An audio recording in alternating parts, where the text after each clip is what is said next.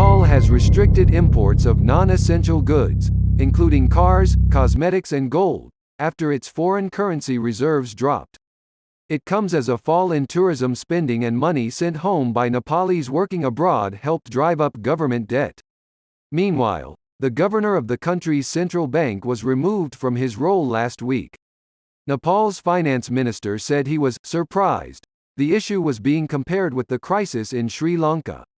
According to the country's central bank, Nepal Rashtra Bank, foreign currency reserves fell by more than 16% to 1.17 trillion Nepali rupees, $9.59 billion, £7.36 billion, in the 7 months to the middle of February. Over the same period, the amount of money sent to Nepal by people working abroad fell by almost 5%.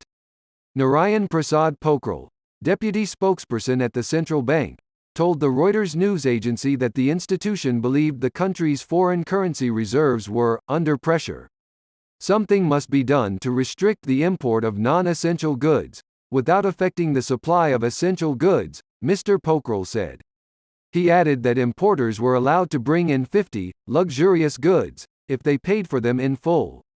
This is not banning the imports but discouraging them, Mr. Pokhrel said. Last week, Nepal's government removed central bank governor Maha Prasad Adhikari from his role, without giving a reason for the decision.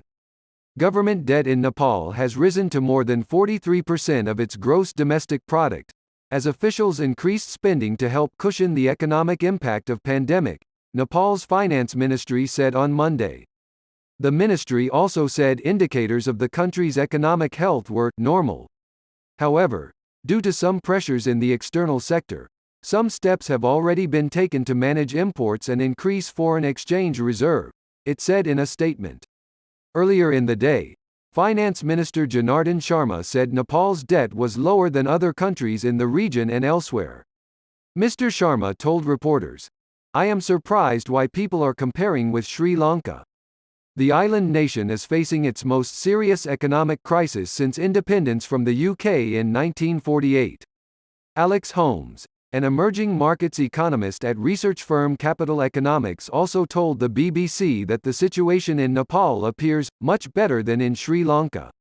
Nepal's foreign currency reserves are double what is considered a comfortable minimum, and government debt is not particularly high, Mr. Holmes said. Of course, things will eventually regress if the current account deficit does not narrow, he added. But crisis does not appear imminent. Last week, Sri Lanka named a new central bank chief and almost doubled its key interest rate to help tackle soaring prices and shortages of essential goods. In recent weeks, demonstrators have taken to the streets of the capital Colombo as homes and businesses were hit with long power cuts. Sri Lankans are faced with shortages and rising inflation after the country steeply devalued its currency last month ahead of talks with the International Monetary Fund over a bailout.